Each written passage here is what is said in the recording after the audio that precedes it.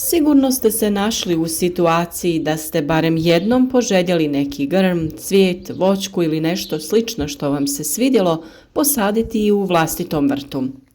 Najčešće u tom slučaju možete otići do nekog vrtnog centra i tamo kupiti ono što želite. Međutim, možda nećete naći baš tu vrstu, a ako vam treba više biljaka, takvo rješenje može biti poprilično skupo. U tom slučaju, puno je jednostavnije razmnožiti grm reznicama. U jesen sa padom temperature krećemo sa orezivanjem različitih biljaka, pa je tada idealna prilika za razmnožavanje. Iskoristite zdrave grane i od njih napravite reznice kako bi proširili nasad ili samo obradovali dragu osobu. Na našem kanalu smo mnogo govorili općenito o razmnožavanju biljaka, pa ukoliko želite savladati sve načine uspješnog razmnožavanja, ostanite sa mnom do kraja videa. Svi oni koji prate naš rad već su nam se javili sa uspješnim iskustvima, pa ako i vi ne želite propustiti ni jedan koristan savjet, zapratite naš kanal, a podržite naš trud sa lajkom i uživajte u svijetu biljaka. Razmnožavanje reznicama je jedan od oblika vegetativnog razmnožavanja. Ovakav način razmnožavanja je vrlo popularan s obzirom na njegovu jednostavnost i vrlo dobre rezultate, te velik broj biljaka koje se na ovaj način uspješno razmnožavaju. Ovako razmnožene biljke su po svojim karakteristikama identične biljci iz koje su nastali. Reznica je vegetativni dio biljke, list, stablo, korijen, koji u povoljnim uslovima formira korijen i izdanak, te ih dijelimo u 3 tipa. Zelene, to su one koje razmnožavamo do sredine ljeta, jednogodišnji sočni dijelovi grana. Imamo i poludrvenaste koje ubiremo do u jesen, to su jednogodišnji izboji koji su pri vrhu još uvijek zeleni, a pri bazi odrvenjeli. Te imamo drvenaste kojima razmnožavamo većinu listopadnih vrsta, a uzimamo ih od jeseni nakon opadanja lišća. To su potpuno odrvenjeli dijelovi stabljike. Brojne su vrste zimzelenih grmova koje se od sredine ljeta na jednostavan način mogu razmnožiti reznicama. To je samo jedan način vegetativnog razmnožavanja kojim se razmnožava najveći broj biljnih vrsta. U nastavku ćemo govoriti kako pravilno uzeti reznicu i kako razmnožiti grm reznicama. S odabranog grma u rano jutro odrežite nekoliko reznica dužine 10 do 15 cm. Rez neka bude ispod koljenca, to je ono zadebljano mjesto na izboju. Kod uzimanja reznica, rez mora biti ravan i čist, pa je vrlo važno da vaš alat bude dezinficiran i da bude jako oštar, kako bi šteta na reznici bila minimalna. Naime, tupe škare gnječe tkivo reznice, čime se otežava ukorijenjavanje i sama reznica je podložna napadu bolesti. Reznice odmah po uzimanju treba posaditi, no ako ih treba transportirati, umotajte ih u vlažan papir i stavite u plastičnu vrećicu. Sa ubranih reznica uklonite sve listove sa donjeg dijela, a kod bujnih vrsta gornje listove skratite na pola. Nemojte ih trgati, već ih alatom odrežite.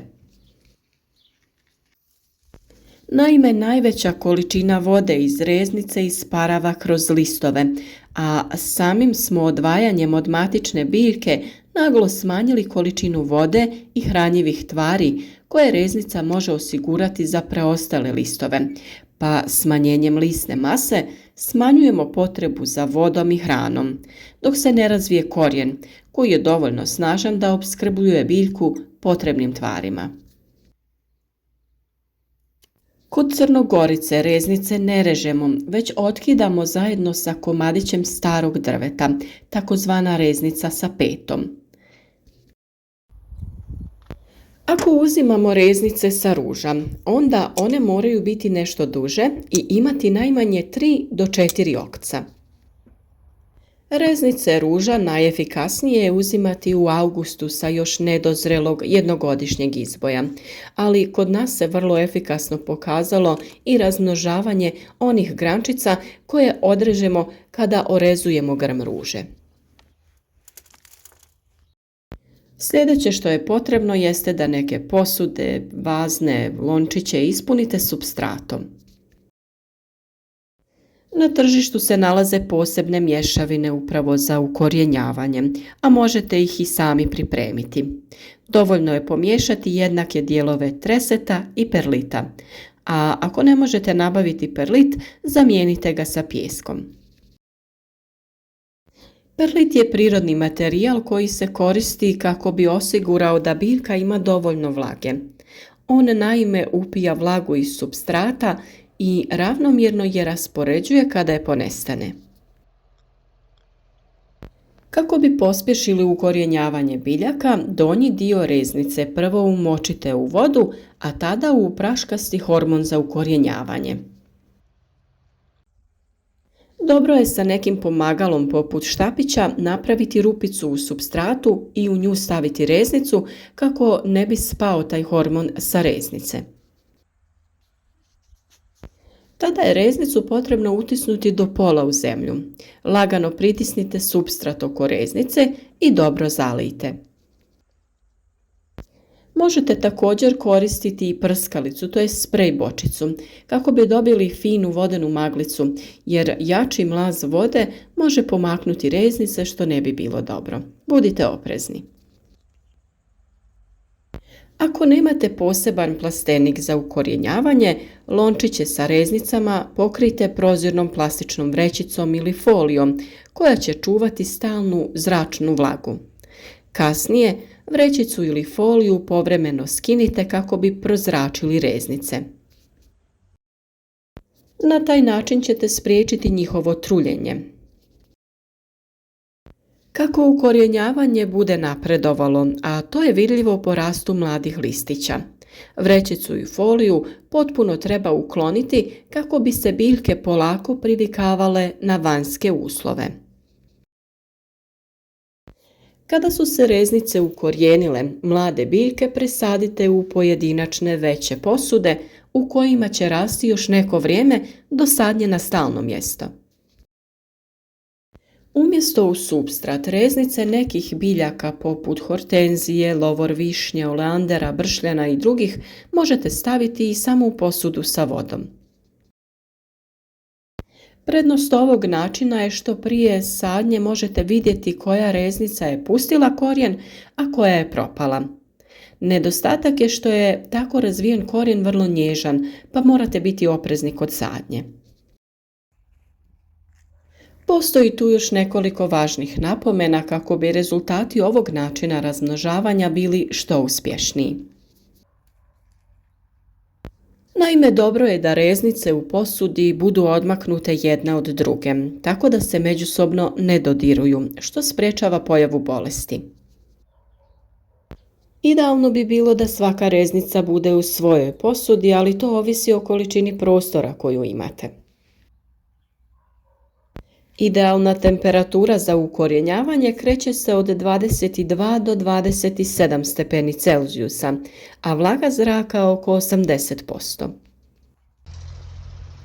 Njega se sastoji od redovitog prskanja i povremenog prozračivanja ukoliko ste ih prekrili najlonom ili vrećicom.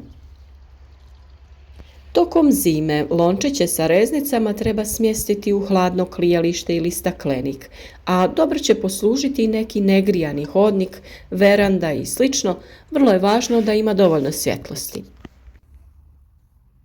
Ono na što također možete obratiti pažnju jeste to da postoje različiti hormoni za ožiljavanje. Tako za zelene reznice imamo poseban za poluodrvenjele i poseban za drvenaste reznice. U svakom slučaju zamjena za ovaj hormon postoji, a pronaći ju možete u kuhinskom ormariću. Vrlo koristan vam može biti cimet. Samo umočite reznicu u vodu pa u cimet. Također možete koristiti med, aloe veru ili čaj od grančica vrbe. Zemlja oko reznica nikako ne smije biti previše natopljena, jer u tom slučaju reznice mogu krenuti da trunu i sav vaš trud tada je uzaludan. Zemlja treba biti umjereno vlažna, a nipošto nemojte dozvoliti da potpuno zasuši. Neke će se vrste ukorijeniti za nekoliko sedmica, dok je nekima potrebno i nekoliko mjeseci. Ono što je važno jeste da budete strpljivi i da ne vadite reznice iz zemlje kako bi provjerili da li je biljka pustila korijenje. Ona će vam to dati do znanja sa kretanjem mladih listova. Ono što morate znati jeste da se vjerovatno sve reznice neće ukorijeniti, pa je preporuka da pripremite veći broj reznica od vaših potreba. Ukoliko se i dogodi da se sve reznice ukorijene, vjerujem da ćete im pronaći neko mjesto. A ukoliko to ne bude slučaj, svakako ćete imati lijep poklon za vaše prijatelje ili rodbinu. Ako je ovaj video bio koristan za vas, podijelite ga sa prijateljima na društvenim mrežama kako bi i oni imali korist od našeg rada. Pišite nam vaša iskustva u komentarima i ne zaboravite biti i dalje uz nas, jer svaki dan donosimo novi koristan video.